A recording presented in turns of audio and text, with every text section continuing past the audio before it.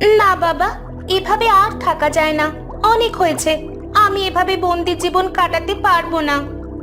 এভাবে বলিস না মা, আমাদের এই মৎস্য রাজ্য থেকে কোনোদিন কেউ বাইরের রাজ্যে যায়নি। আমি তোকে এইভাবে বাইরে কোথাও যাওয়ার অনুমতি দিতে পারি না। আহা মহারাজ, আমাদের কন্যা নীলা খুব বুদ্ধিমতী। সে কোনো বিপদে পড়লে আবার বের হয়ে আসতে পারবে। কিন্তু তাই বলে কোনো কিন্তু না বাবা, আমার অনেক দিনের স্বপ্ন।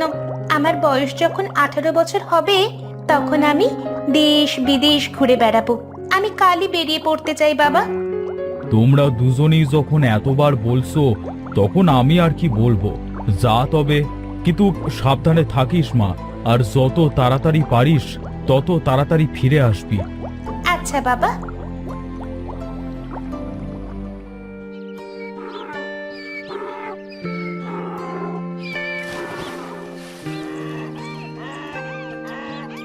না, আর পারি না বাপু। তোদের দিয়ে আমার কাজের সে অকাজ বেশি হয়, বুঝলি। চেহারাতেও কোনো চকচকানি নেই, তোদের দেখে কেউ কিনতেও চায় না। আর এইদিকে রোজ গান্ডে পিণ্ডে গিলেই চলেছিস। কি হে লাবু মশাই, খবর কি? কে? ও নবীন বাবু। আর কি খবর বলুন। তাই বেচারা গাধাদের উপর চটে আসো কেন হে বাপু? আর বলবেন না, এদের জন্য আমার ব্যবসা লাটে উঠবে মনে হয়। কেন ব্যবসা লাটে উঠবে কেন? দোষ আমার কপালের, বুঝলে। যখনই যে ব্যবসায় করি তাতেই লোকসান। এর আগের বার ভাবলাম মুদির দোকান দেব, সকলে ভালো মানুষ পেয়ে ধার দেনা করে আর মুখ দেখাইনি। তার আগে ভাবলাম সবজি চাষ করব, লাভের চেয়ে লোকসানই বেশি হলো। এবার ভাবলাম গাধা বিক্রি করব, কিন্তু এদের কেউ কিনলো না তো। এই ব্যাপার। তা কাজের কিছু করো, যাতে লাভ বেশি হয়, বুঝলে। কি আর করব? কেন, এই মাছের চাষ করো। মাছের চাষ? হ্যাঁ, এই ব্যবসায় লোকসান নয়, লাভ হবে নিশ্চিত। শোনো কিভাবে করবে, শোনো। সব বুঝলাম। বেশ, তবে এবার মাছ চাষ করব। বেশ, এই যাই গো লাবু মশাই, পরে কথা হবে, কেমন? বেশ, যাও তবে।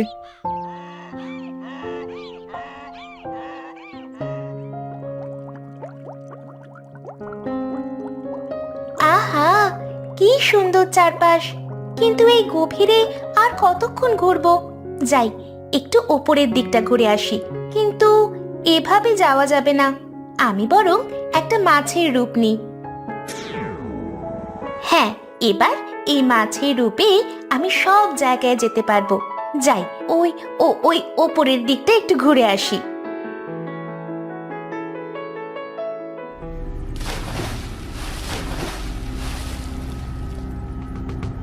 কি ব্যাপার, জালটা এত ভারী লাগছে কেন?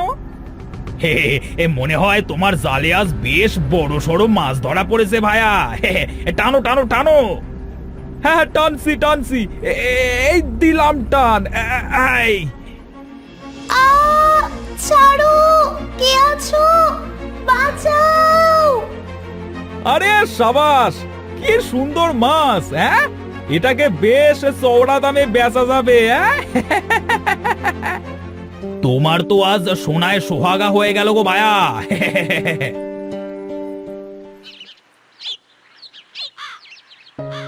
না, নবীন মশাইয়ের কথা মতো মাছ চাষ করাই ভালো। যাই, বাজার থেকে কিছু মাছ নিয়ে আসি। এবার ব্যবসা কাকে বলে সবাইকে দেখিয়ে দেব।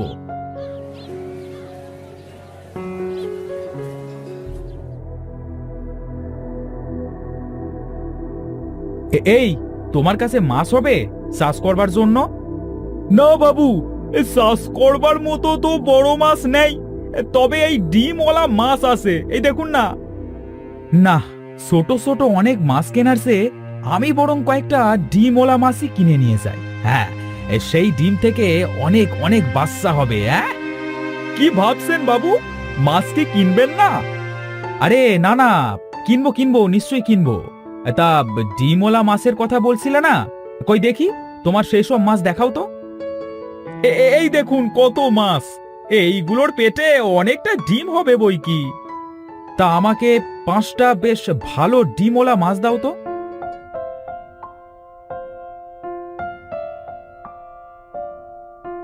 এই নিন, এই 5টা মাছ।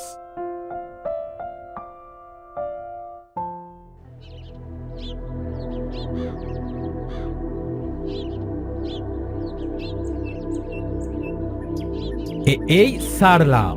এই তোরা এখন থেকে এখানেই থাকবি, বুঝলি?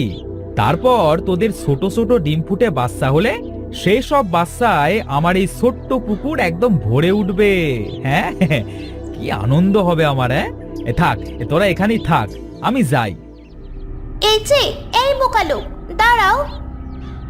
কে রে? হ্যাঁ, বোকালো কে বললি? হ্যাঁ, আমি গো, আমি। কোথায়? কাউকে তো দেখতে পাচ্ছি না। আরে বোকালো, পুকুরে এইমাত্রই তো আমায় ছাড়লে, আর এখন দেখতে পাচ্ছ না? এই দেখো, আমি নীলা বলছি গো। ও মা, এ যে কথা বলা মাছ! এই ধরনের মাছ তো আগে দেখিনি আমি। আরে, আমি হলাম নীলা। এই সমুদ্রের গভীর থেকে ওই দুষ্টু জেলে আমায় ধরে এনেছে। ও তাই নাকি? তা বেশ বেশ, তোমার এখানে কোনো অযত্ন হবে না, দেখো, রোজ খাবার দেব। আচ্ছা, তুমি তো কথা বলা মাছ, তবে কি তোমার ডিম থেকে হওয়া সব মাছও কথা বলবে? মরণ, আমি মাছ নই। আমি হলাম মৎস্যকন্যা রাজকুমারী নীলা। আমি মৎস্যরাজের মেয়ে। এই দেখো আমার আসল রূপ। ও মা গো মা, কি সুন্দর গো তুমি! তুমি এখানে কিভাবে এলে? চালাক জেলেটা তোমাকে বোকা বানিয়েছে। এখানে একটা মাছের পেটেও ডিম নেই। তুমি ডিমওয়ালা মাছ কিনেছিলে কেন? আসলে আমি যখনই কোনো ব্যবসা করি তখনই তাতে ক্ষতি হয়। এবারে একজন বুদ্ধি দিল যে মাছ চাষ করতে। টাকার অভাবে ছোট পোনা মাছ না কিনে বড় ডিমওয়ালা কয়েকটা মাছ কিনে আনলাম, তাদের ডিম থেকে মাছ হবে ভেবে। আহারে, তুমি বুঝি গরিব? হ্যাঁ তো, আমি কোনো কাজের না, যাই করি তাতেই ক্ষতি। থাক সেসব কথা, না জেনে তোমার সাথে কত অন্যায় করেছি। আমি বরং তোমায় আবার সমুদ্রে ছেড়ে দিয়ে আসি, চলো। বেশ, যাব, কিন্তু তার আগে শোনো, আমি তোমায় তোমার সততা আর ভদ্রতা দেখে একটা উপহার দিচ্ছি। তুমি বাড়ি গিয়ে দেখবে তোমার বাড়ির সামনে বড় বড় দুটো কুয়ো হয়ে গেছে, আর সেই কুয়ো ভর্তি থাকবে বড় বড় সমুদ্রের মাছ। তুমি রোজ সেখান থেকে যতই মাছ ধরো না কেন, সে মাছ কখনোই শেষ হবে না। তাই তুমি আমায় এত বড় একটা উপহার দিলে, ধন্যবাদ তোমায়। জানো, মা বাবা মারা যাওয়ার পর অনেক কষ্ট করে বড় হয়েছি। আজ তোমার এই উপহারের জন্য আমার অনেক বড় উপকার হলো। চলো, তোমায় সমুদ্রে দিয়ে আসি। বেশ, চলো।